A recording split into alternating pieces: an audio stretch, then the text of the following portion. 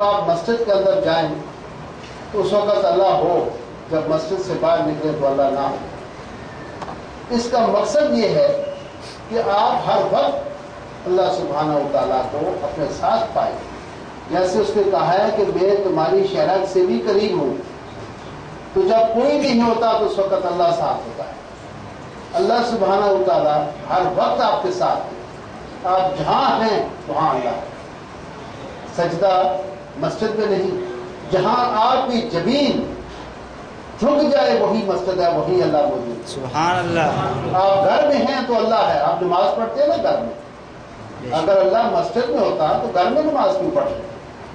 جہاں آپ نے اللہ کو پکارا، اللہ کو یاد کیا، اللہ اس جگہ پر موجود ہے۔ سبحان اللہ۔ سجدہ آپ کی زمین میں ہے، سجدہ مسجد میں نہیں ہے، آپ کے سر کے اندر موجود ہے۔ وہیں جہاں آپ نے سر جھکا دیا وہی مسجد بن گئی، وہی مسجد ہے، وہی مسجد۔ لہذا ضرورت اس بات کی ہے کہ آپ جہاں کہیں بھی ہوں، آپ ہر وقت یہ محسوس کریں کہ اللہ سبحانہ و تعالیٰ میرے ساتھ ہے۔ جب کوئی نہیں دیکھ رہا ہوتا، وہ بڑا اچھا علامہ اقبال کا ایک شعر ہے، قاضی شراب پینے دے مسجد میں بیٹھ کر، یا وہ جگہ بتا جہاں خدا نہ ہو۔ تو اللہ سبحانہ و تعالیٰ تو ہر جگہ موجود ہے۔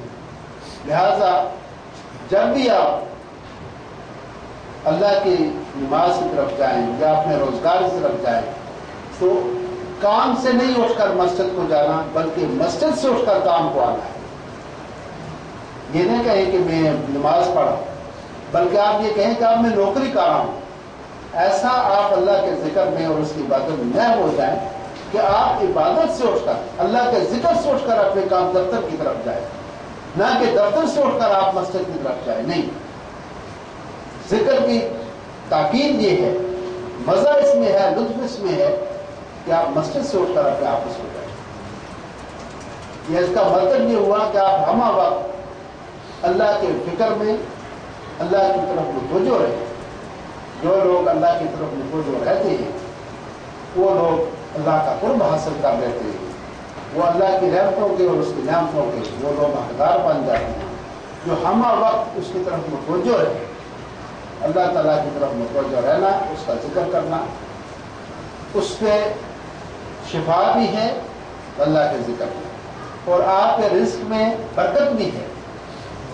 جو رزق کے اندر برکت پیدا ہوتی ہے وہ اللہ کے ذکر سے، اللہ کی عبادت سے پیدا ہوتی ہے۔ اور جو اللہ کا ذکر ہے یہ آپ کو کئی مصیبتوں اور پریشانیوں سے آپ کو بچا لیتا ہے۔ سبحان اللہ۔ ایک واقعہ ہے، نوح علیہ السلام نے جب اپنی قوم کے لیے بدعا کی کہ اللہ یہ میری قوم نافرمان ہے، میرا کہنا نہیں مانتی، تو اسے رد کر، تو اللہ نے نوح علیہ السلام کو حکم دیا کہ اے نوح کشتی تیار کرو، جو تمہارے چاہنے تمہارے ماننے والے ہیں ان کو اس میں سوار کر ساتھ لے لو، اور ہر چیز کا ایک جوڑا بھی ساتھ رکھ لو، کیونکہ یہ پانی پانی ہوگا اور ہر چیز غرق ہو جائے گی، نیز پر نابود ہو جائے گی۔ تو ایک بڑھیا تھی جو ایک جھوپڑی میں بیٹھ کر اللہ کا ذکر کرتی رہتی تھی، آنکھوں سے وہ نابینا تھی، تو معذور تھی۔ تو نوح علیہ السلام نے اسے کہا مائی میں کشتی تیار کر رہا ہوں، میں نے بدعا کر دی ہے، عنقریب یہاں پانی پانی ہوگا اور سب چیز غرق ہو جائے گی، خدا ہو جائے گی۔ تو مائی نے کہا، اس مائی ضعیفہ نے، بڑھیا نے کہا، اے نوح نبی میں تو ضعیف بھی ہوں، معذور بھی ہوں، مجبور بھی ہوں، نابینا بھی ہوں، تو تم مجھے اپنی کشتی میں سوار کر لینا جس وقت ایسا وقت آئے تو۔ جیسا کہ آپ سب جانتے ہیں کہ نوح علیہ السلام کا ایک بیٹا تھا جس کا نام کنعان تھا۔ اس کی جو بیٹھنا اٹھنا تھا، اس کی جو سوسائٹی محفل تھی وہ مشرکین کے ساتھ تھی، غیر مسلموں کے ساتھ۔ تو سیدنا نوح علیہ السلام نے بڑی کوشش کی اپنے بچے کو صراط مستقیم پر لانے کی، اسلام میں داخل کرنے کی، لیکن وہ بچہ مانا نہیں، نافرمان تھا، اور وہ اس نے اپنے باپ کی بات کو تسلیم نہیں کیا اور دار اسلام میں داخل نہیں کیا۔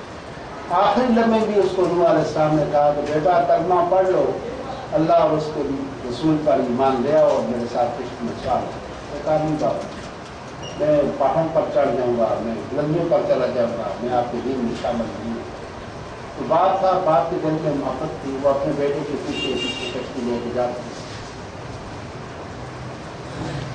یہاں میں ایک نقطہ آپ کو بیان کرتا چلوں، موضوع میرا یہ نہیں ہے، لیکن آپ کی معلومات کے لیے، آپ کی آسانی کے لیے بات بتا دوں کہ ہر شخص کی بات میں الفاظ کو بڑے غور سے سننا، ہر نفس، ہر شخص اپنے معاملات میں خود ذمہ دار ہے۔ باپ کی قبر میں بیٹا نہیں جائے گا، بیٹی کی قبر میں باپ نہیں جائے گا، بیوی کی قبر میں شوہر نہیں، شوہر کی قبر میں بیوی نہیں جائے گا، بھائی بھائی کی قبر میں نہیں جائے گا۔ ہر آدمی اپنے اعمال کا بوجھ وہ خود اٹھائے گا۔ اگر اس نے اچھا کام کیا ہے تو اس کو وَمَنْ يَعْمَلْ مِثْقَالَ ذَرَّةٍ خَيْرًا يَرَهُ وَمَنْ يَعْمَلْ مِثْقَالَ ذَرَّةٍ شَرًّا يَرَهُ۔ رائی کے دانے کے برابر کی جس کی اچھائی کی ہے، برائی کی ہے، اس کو اس کا اجر مل جائے گا۔ آج کل آپ نے اکثر دیکھا ہوگا کہ اولاد، بچے اپنے والدین کا کہنا نہیں مانتے، دیکھا ہوگا۔ تو آپ کی تسلی کے لیے اللہ سبحانہ و تعالیٰ نے یہ واقعہ نوح بیان کیا قرآن کریم میں، تاکہ آپ کے دل کی تسلی ہو جائے کہ اگر نوح کا بیٹا نافرمان ہو سکتا ہے تو آپ کے سوا کی مووی آپ کیا کر سکتے ہیں؟ صرف دعا کر سکتے ہیں۔ یاد رکھنا، اگر آپ کا کوئی بیٹا نافرمان ہو جائے، آپ کا کوئی دوست ہے، باپ کو عزیز نافرمان ہو جائے، تو آپ اس کے لیے صرف دعا کریں، یا اللہ اس کو صراط مستقیم پر لے آئے، اس کو نیکی کی ہدایت عطا ہوگا، اس کو راستہ دکھا، آپ اس کے لیے دعا کریں، آپ اس کو بھی کر کچھ نہیں سکتے۔ اور آپ کا صرف کہنا یہ ہے، اس کو کہہ دینا، بس اتنا کافی ہے، پریشان نہیں ہونا۔ کہ اگر نوح نبی کا بیٹا ہے جن کے دروازے پر جبرائیل بیٹھا رہتا ہے، جبرائیل امین جن کے دروازے پر بیٹھے رہتے ہیں، ہاتھ باندھ کر کھڑے رہتے ہیں، جن کا ڈائریکٹ تعلق ہی اپنے رب کے ساتھ ہے، ان کا بیٹا اگر صراط مستقیم پر نہیں چل سکا، وہ نہیں اس کو چلا سکے، تو قیوم صاحب کہاں سے چلا رہے ہیں؟ یا زید بکر کہاں سے لے آئے؟ ایک دوسری مثال سن لیں آپ۔ لوط علیہ السلام بھی اللہ کے پیغمبر تھے اور نبی تھے۔ ان کی بیوی جو ان کے پہلو میں رہتی تھی، وہ بھی نافرمانوں میں سے ہو گئی۔ تو جب لوط علیہ السلام کی قوم پر عذاب نازل ہوا تو فرشتوں نے ان کو اطلاع دی طوفان آنے کی، عذاب آنے کی۔ تو انہوں نے یہ کہا کہ اے لوط، رات کے پچھلے پہر تم اپنی امت کو، اپنے چاہنے والوں کو جو ایمان صاحب ایمان ہو چکے ہیں، ان کو لے کر نکل جانا، پیچھے مڑ کر نہ دیکھنا، تمہاری بیوی بھی ان کے ساتھ غرق ہو جائے گی۔ بات آ رہی ہے سمجھ؟ تو لوط علیہ السلام کی بیوی کا بھی وہی حشر ہوا جو دوسرے مشرکین اور دوسرے لوگوں کا ہوا۔ تو نوح علیہ السلام کے بیٹے کا بھی وہی حال۔ آپ کا کام ہے سمجھا دینا۔ آپ کا کیا کام ہے؟ سمجھا دینا۔ آپ جب نماز کے لیے جاتے ہیں، جوان بیٹا آپ کا سویا ہوا ہے، آپ اس کو آواز دیں، بیٹا اذان ہو گئی ہے، اٹھو نماز کے لیے، بھائی یہ کہہ کر آپ چلے جائیں، بس آپ کا اتنا ہی کام۔ کیونکہ وہ بیٹا جوان ہے، آپ بوڑھے ہیں، وہ آپ سے زور میں زیادہ ہے۔ اگر وہ آپ سے نکاح دے جاؤ بابا آپ کی اپنی قبر ہے، آپ کے اپنے اعمال ہے، میرا اپنا، میں پڑھوں نہ پڑھوں، آپ کون ہوتے ہیں؟ پھر وہ جو ایک حد ہے جو باپ اور بیٹے کے درمیان، وہ ختم ہو جائے۔ اس لیے اپنے آپ کو بچانے کے لیے صرف اتنا ہی کہیں کہ بیٹا اٹھو، اذان ہو گئی ہے، نماز پڑھ، پڑھے تو اس کی مرضی، نہ پڑھے تو اس کی مرضی، آپ کا فرض ادا ہو۔ اب مؤذن اذان دیتا ہے نا، کہتا ہے حی علی الصلاۃ، حی علی الفلاح، تو آواز تو سب کو آ گئی ہے نا۔ اب وہ مؤذن کسی کو پکڑ کر تو نہیں مسجد میں داخل کرتا، تو روز محشر میں حساب تو ہو جائے گا۔ تو اس سے پوچھا جائے، آپ سے پوچھا جائے، باپ سے پوچھا جائے گا، کیا تو نے اس بیٹے کو نماز کا حکم دیا تھا؟ کہا مولا میں نے اس سے کہا تھا، تو بیٹا نماز پڑھ۔ آپ کہا آپ جاؤ، آپ بڑی ذمہ بیٹے کو کٹارے میں کھڑا کیا جائے گا، کھڑے ہو جاؤ، کیا آپ بتاؤ کہ تمہیں نماز کا حکم ملا تھا؟ ہاں جی ملا تھا۔ کیا وہ نماز میری تھی، تمہارے باپ کی نہیں تھی؟ سجدہ تم نے میرے سامنے کرنا تھا، وہ میرا حکم میرا تھا، اور زبان تمہارے باپ کی تھی، حکم میرا تھا، سجدہ تم نے مجھے کرنا تھا، میں نے کہا تھا کہ مسئلہ کا بات ہوتا تھا۔ تو میرا حکم تھا اور اس تمہارے والد کے تھرو میں نے تم تک اپنا پیغام پہنچایا، لہٰذا تم نے نماز نہیں پڑھی جب تم اپنے اعمال خود جواب دے۔ تو میں عرض یہ کر رہا تھا کہ بیچ میں یہ بات آ گئی، آج کل تو عام ایک مسئلہ ہے، بڑے پریشان کن گھروں میں، آپ کے ہمارے سب گھروں میں ایسے مسائل پیدا ہوتے ہیں، تو بتانا آپ کو یہ ضروری تھا۔